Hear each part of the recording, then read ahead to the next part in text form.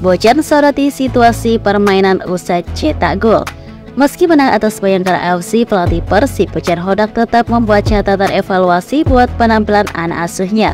Salah satunya penurunan performa setelah mencetak gol ke gawang lawan.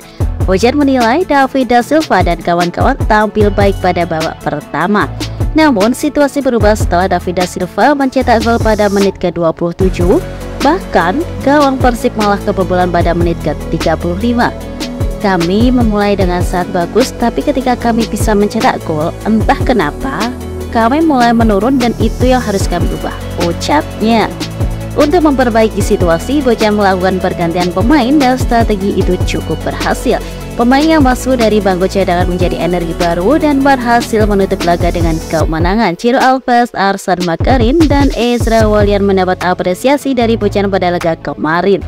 Di babak kedua, setelah saya melakukan perubahan, kami bisa kembali mendominasi. Setelah Ciro masuk selama 30 menit, dia punya 5 tambahan ke gawang. Arsan juga bermain bagus. Ezra dalam 2 laga bermain fantastis, mencetak 1 gol dan 1 assist. Madinda juga bermain bagus. Lanjutnya, untuk kemarin mungkin Klok yang tidak berada dalam level 4 laga sebelumnya, tapi pemain lainnya bermain dengan bagus. Jadi ini bagus bagi tim, kami tidak tergantung pada satu pemain, kami adalah tim, jelasnya. Arsan terus berjuang beri kontribusi lebih baik.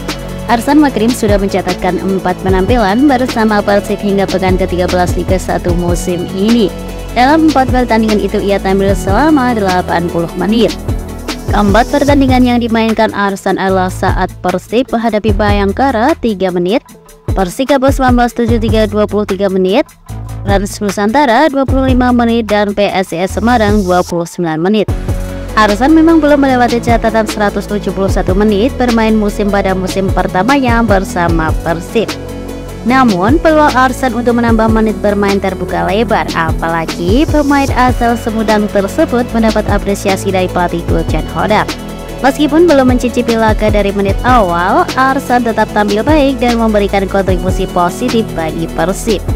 Alhamdulillah mendapat kepercayaan dari pelatih dan dapat memberikan yang terbaik. Bagi saya yang terpenting adalah kemenangan tim, karena kita adalah satu.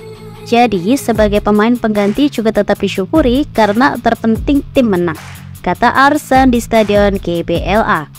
Meskipun begitu, pemain bernomor punggung 70 tersebut tetap punya keinginan memberikan kontribusi yang lebih baik. Untuk meraih hal itu, Arsan rela menambah menu latihan setiap harinya bersama beberapa pemain seperti Daisuke Sato maupun Mark Klok serta pemain lainnya. Target utama tetap adalah tim meraih hasil maksimal dalam setiap pertandingan. Saya juga pastinya harus membalas kepercayaan pelatih untuk maksimal saat dipercaya tampil.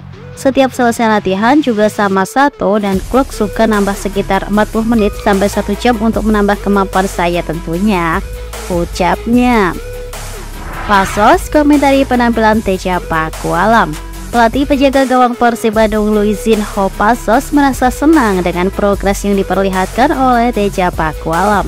Teja yang kembali jadi pilihan pertama mampu menjawab kepercayaan dari jajaran pelatih dengan penampilan baik di bawah Mister dalam 2 pertandingan terakhir.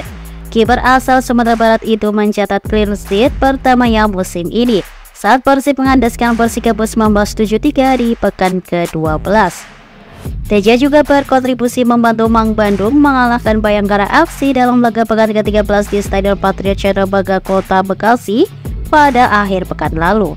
Ya, saya rasa Teja sudah kembali ke performanya di 2 pertandingan terakhir. Dia kiper yang tangguh dan sangat penting untuk kiper dan tim karena performa bagus yang ditunjukkan, kata Luizinho Pasos. Apresiasi tak hanya diberikan kepada Teja, Pasos pun memuji kiprah Fitrul Dwi Rustapa yang tampil baik selama mendapatkan kepercayaan.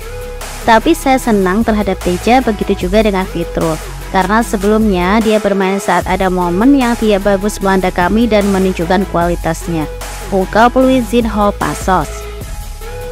Satgas Anti Mafia Bola bongkar kasus dugaan match fixing.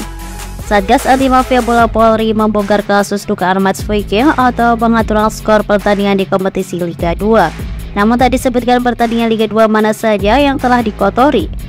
Sejumlah wasit terseret dalam kasus match fixing di Liga 2. Sebanyak 6 orang telah ditetapkan sebagai tersangka dalam kasus dugaan match fixing ini, terdiri dari 6 orang wasit atau perangkat pertandingan dan 2 orang dari pihak klub. Dari hasil penyelidikan dan penyidik telah memperoleh bukti yang cukup maka ditetapkan 6 orang tersangka, kata Wakil Kepala Badan Reserse Kriminal atau Wakabareskrim Polri Irjen Pol Asep Edi Suheri. Asep menyebut ke-6 tersangka masing-masing berinisial K selaku liaison officier atau LO dan A selaku kurir pengantar uang. Kemudian tersangka M selaku wasit tengah, P selaku asisten wasit 1, R selaku asisten wasit 2, dan A selaku wasit cadangan.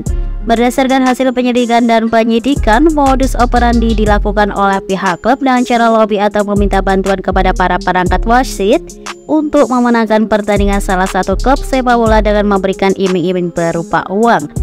Pihak klub memberikan uang sebesar 100 juta kepada para wasit di hotel tempat para wasit menginap dengan maksud klub X menang lawan klub Y, ungkap Asep. Selain itu, berdasarkan hasil penyidikan, menurut keterangan dari pihak klub yang diperiksa, mengaku sudah mengeluarkan uang sekitar 1 M untuk melobi para wasit di sejumlah pertandingan. Thomas Doll sangat geram dengan kualitas wasit Liga 1. Pelatih Persija Jakarta Thomas Doll marah-marah seusai pertandingan melawan Bali United. Juru taktik asal Jerman itu mempertanyakan Persija tidak mendapatkan penalti ketika Witan Sulaiman dilanggar Haudy Abdillah pada menit ke-32. Wasit Aidil Asmi tidak menunjuk titik putih untuk Persija. Persija pun hanya mendapatkan tendangan bebas yang gagal menjadi gol lewat sepakan Witan. Seusai pertandingan, Thomas Doll melihat lagi rekaman pelanggaran Witan dan hasilnya terlihat jelas bahwa Witan dilanggar di dalam kotak penalti. Thomas Doll pun marah-marah di ruang sesi coba pers. Ia tidak mengerti mengapa wasit tak memberikan hadiah penalti kepada Persija. Saya tidak mengerti kenapa wasit tidak memberikan penalti kepada kami, ucap Thomas Doll. Sebelum babak kedua dimulai, terlihat ofisial tim pelatih Persija berbicara dengan wasit. Mereka meminta kepada wasit untuk adil dalam memimpin pertandingan. Thomas Doll juga mempertanyakan kepada wasit terkait pelanggaran kepada Witan. Sayangnya, Thomas Doll tidak mendapatkan jawaban yang ia inginkan. Jumlah Persis trio Matsumura tak gentar meski hadapi sang mantan. Laga Persis Solo versus Persija Jakarta di laga lanjutan Liga 1 2023-2024 menjadi sebuah pertandingan yang spesial untuk pemain macan Kemayoran Riko Matsumura. Sebab Rio dulunya pernah bermain bersama Persis, ya Persis akan melawan Persija di Stadion Manahan Solo pada Sabtu 30 September 2023. Rio yang baru bergabung pada musim panas 2023 ini pun akan menghadapi sang mantan yakni Persis Solo. Rio mengatakan timnya saat ini terus melakukan persiapan untuk laga nanti. Hal itu agar skuad macan Kemayoran julukan Persija bisa meraih kemenangan atas Persis. Dalam laga selanjutnya kami akan berhadapan dengan Persis Solo. Saya harap semoga kami bisa mendapatkan 3 poin dari laga itu dan mempersembahkannya untuk The Jackmania, kata Rio dilansir dari laman PT Liga Indonesia Baru.